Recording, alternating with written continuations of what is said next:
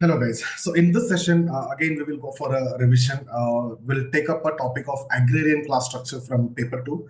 So in the introduction, what you can do is you can give a definition of agrarian class structure. So I can give you a couple of definition, and then you talk about importance of studying agrarian class structure. These two is what you need to incorporate in your introduction. So it can be a 20 marker, and mostly it will be asked as a 10 marker. So this is what you can start with. And then you talk about emergence of agrarian class structure during British period, where you can talk about, factors that were influencing the agrarian class structure, like land tenure system, individual ownership of land, commercialization of agriculture, role of money lenders, agriculture for profit. And then you talk about classes in agrarian society.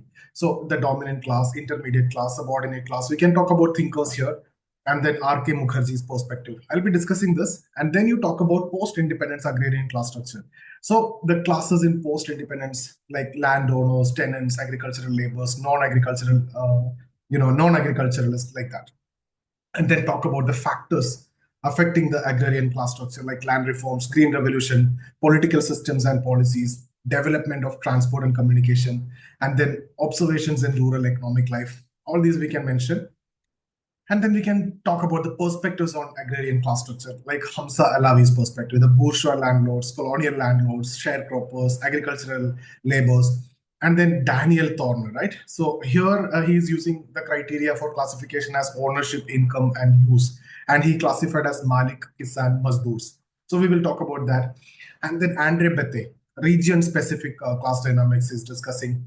And, control and use of land we'll have to discuss. And then Danagare's perspective, the 5 classes, and then talk about the perspectives on agricultural labors.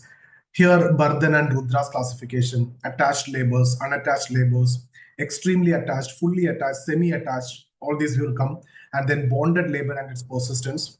And then contemporary agrarian class structure, like changes in agrarian dynamics, labor shortages, wage increases, capitalist farming, and then Yogendra Singh's observation, like land reforms gap, and then inequalities between the classes, and then Andre Beteille's analysis. And finally, you will conclude by talking about the summary of agrarian class structure in India, and you talk about the broad class structure and persistent challenges and the future directions. Also, importance of addressing rural inequalities. So this is how you will be writing the answer. If it is a long question, if it is a short one, then mostly you will talk about the classes and challenges and other things, and some perspective also. So this is how you will be writing your answer. So we'll go for a quick recap of all these. And guys, this is not a session where we are covering the topic that I have taken a long session. So the PDF is available free of cost of that, and you can get that from the description. And in case if you're looking for the actual course or mentorship or the test series, you can get in touch with us. Check out the description for details. So how will you write the answer? What is going to be your introduction? You can say, agrarian class structure refers to, define that, the organization of rural society based on agriculture with a focus on economic roles, land ownership, social relationships, right? And it provides insight into rural inequalities, agricultural productivity, and power dynamics. So this structure is a result of historical evolution influenced by colonial policies, socio-economic reforms, and technological advancements. So now what is the significance? Understanding the agrarian class structure help in analyzing rural development and addressing challenges like poverty and landlessness, inequality, and other things. So this is how you can write an intro. Again, depends on the question. If it is 20 marker, it's this much is required. If it is 10 marker, straight away you jump into the answer. Then you talk about the emergence of agrarian class structure during British period. So the British period, in fact, marked a significant transformation in India's rural landscape, introducing structural changes that shape the agrarian class system. So what are the factors that were influencing the agrarian class structure? Land tenure system. The British, in fact, introduced the systems like zamindari, riotwari, mahalwari, which created a hierarchical ownership pattern. So landlords were often absentee and tenants faced high rents, and all those we discussed in land tenure system. Again, individual ownership of land. See, the shift from communal to individual landlording, right? Land holding, in fact, created disparities, inequalities, as wealthier farmers consolidated land and displacing smallholders. And then payment of revenue in cash. So the commercialization of agriculture that forced the peasants to grow cash crops, and that making them vulnerable to market fluctuations and exploitation by money lenders. Talk about money lender landlords.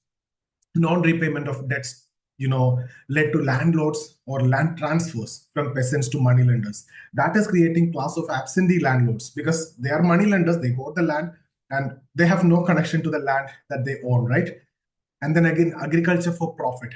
So the emphasis on cash crop over, subsistence farming that further deepened the class stratification and marginalized the small scale farmers. So these are points we can mention, and then talk about the classes in agrarian society. British era, there is a dominant caste will come when it comes to dominant, which are based on like landlords and rich tenants who control the land and resources. Then intermediate class, like middle and lower tenants with limited land and economic power. And then subordinate class, like artisans, sharecroppers, and landless laborers who relied on merger, earnings. So some small, meager earnings, right? And if you look at R.K. Mukherjee's perspective, Mukherjee observed that the decay of intermediary class during the British time actually led to polarization between dominant landlord class and the expanding subordinate class of laborers. So now if you look at agricultural class structure post-independence, see the post-independence period brought socio-economic reforms and technological advancements that altered the rural class structure. So classes in post-independence agrarian society. Here, landowners, they constituted 22% of rural population, holding significant agricultural and economic power. And then tenants represented 27% and often working, leased land and subject to exploitative rents. Agricultural laborers, they formed around 31%. These were landless workers dependent on daily wages.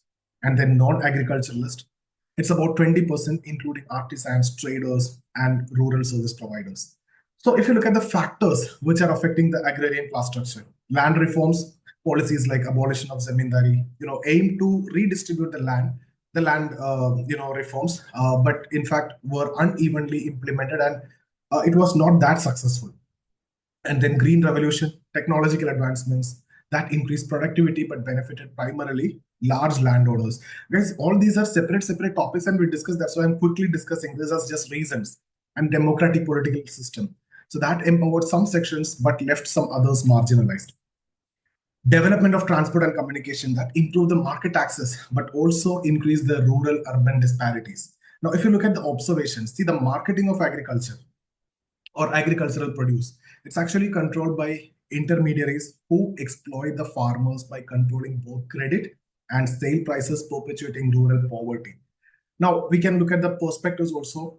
Hamza Alavi. Alavi categorized agrarian classes based on their roles and economic functions. Bourgeois landowners, they're the large-scale farmers with high productivity. Colonial landowners, that's the absentee landlords with low productivity. And then sharecroppers, that's a subtenant who paid rent in kind.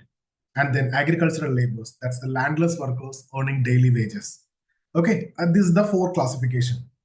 Then Daniel Thorner perspective. See, Thorner introduced a threefold classification. Ownership, that's the landlords, that is maliks, who derived income from land ownership. And then based on use, that's a tenants, that's a kisans, who worked on the land, often alongside family members. And then based on income, right? Laborers, masdurs, who earned wages in cash or kind. Now, if you look at Andre Beteille's perspective, Beteille emphasized, region-specific agrarian dynamics, classifying society based on, ownership of land. That means legal control over land. Then control over land, decision-making authority on land use, and then use of land. That is like direct involvement in farming activities. So this is how he, specified. Danagare, very important, the five-class model. Landlords, they derived income primarily from rent.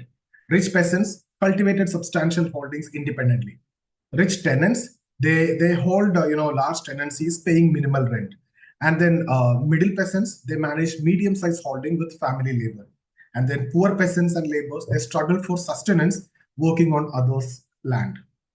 Now, again, if you look at the agricultural labors, Bardhan and Rudra's classification. Unattached labor, that means casual workers with no long-term ties to employers.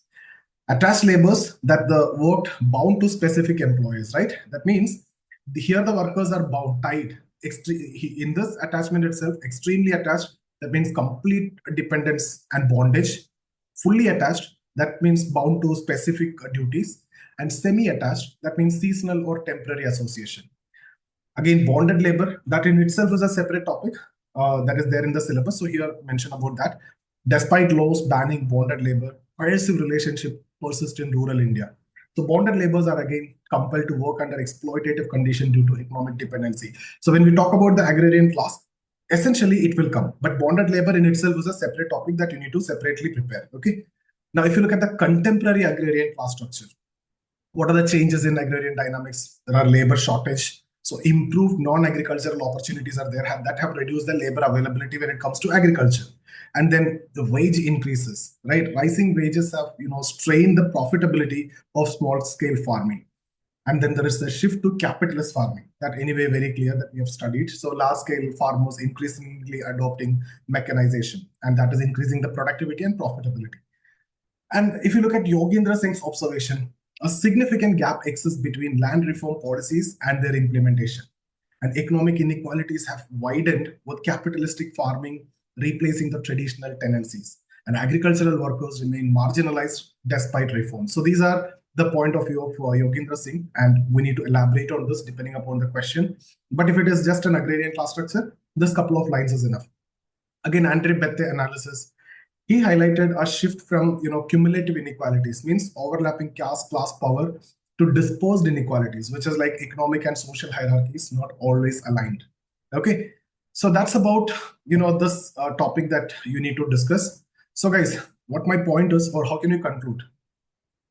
India's agrarian class structure reflects a complex interplay of historical legacies, socio-economic policies, and regional dynamics. So there are reforms which have altered the rural landscape, but persistent inequalities highlight the need for targeted intervention. The perspective of scholars like Hamza Alavi, Daniel Thorner, and Andre Beteille provide a nuanced understanding of these dynamics, that is emphasizing the importance of addressing rural poverty and promoting equitable development. So guys, this is all about agrarian class structure. We have covered everything which is possible, the all dimensions, but you need to work upon each of that, because each of that can be separate question. We have taken it from different areas, right? And we compiled it in this particular topic. So it is complete in itself, but it's not an actual lecture. There's a revision session by presuming that you have already covered this. For the complete lecture, either you can consider subscribing the course, or you can simply get the PDF for free of cost. Check out the details in the description. So if you're looking for a test series, you can see the details in the description. And also, if you like the video, share it with your friends. So thank you so much, guys. See you in the next video.